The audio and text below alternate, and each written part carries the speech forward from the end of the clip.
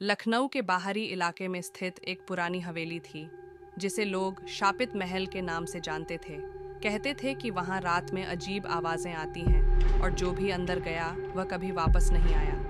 एक दिन 4 दोस्त राहुल, स्नेहा, अमित और पूजा इस रहस्य को सुलझाने का निर्णय लेते हैं। उन्होंने सुना था कि महल में एक छुपा हुआ खजाना है जो उनकी सभी समस्याओं का समाधान कर सकता है। शाम ढलते ही वे महल के अंदर प्रवेश करते हैं। अंदर का माहौल ठंडा और डरावना था।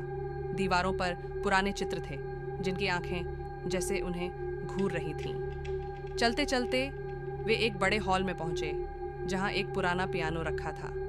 अचानक पियानो अपने आप बजने लगा। सभी घबरा गए, लेकिन राहुल ने उन्हें शांत किया और आगे बढ़ने के लिए कहा। जैसे ही वे सीढ़ियों से ऊपर चढ़े, स्नेहा ने महसूस किया कि किसी ने उसके कंधे पर हाथ रखा है। मुड़कर देखा तो वहां कोई नहीं था। डर के मारे उन्होंने तेजी से ऊपर की ओर दौड़ लगाई। ऊपर की मंजिल पर उन्हें एक कमरा मिला जिसकी दीवारों पर खून से मदद करो लिखा था।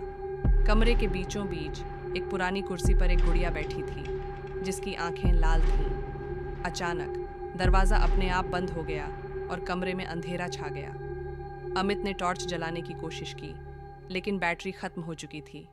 तभी गुड़िया की हंसी गूंजने लगी और एक ठंडी हवा का झोंका महसूस हुआ। पूजा ने रोते हुए दरवाज़ा खोलने की कोशिश की, लेकिन वह जाम हो चुका था। तभी एक धीमी आवाज़ आई, तुम्हें यहाँ नहीं आना चाहिए था।